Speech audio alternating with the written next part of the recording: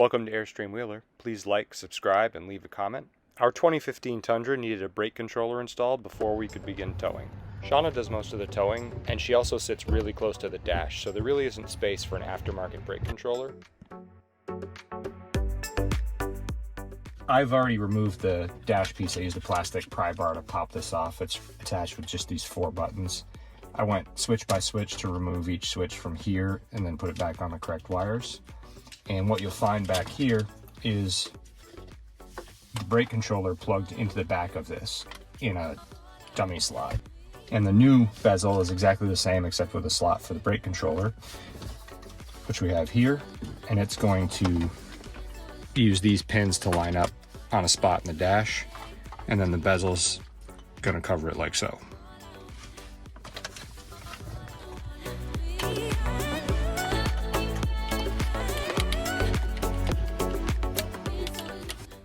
The factory brake controller connection plug goes into the back of the controller.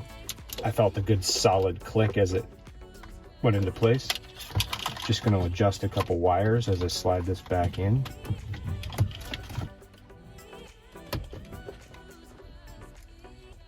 Just going to pop off each of these buttons to put them back in the bezel. Just using a little pry bar to pop in the button here. Picked up a set of these at Harbor Freight for about $5. It's a bit hard to see here, but the buttons are actually keyed to where they should go. They have slots on the side to line up correctly.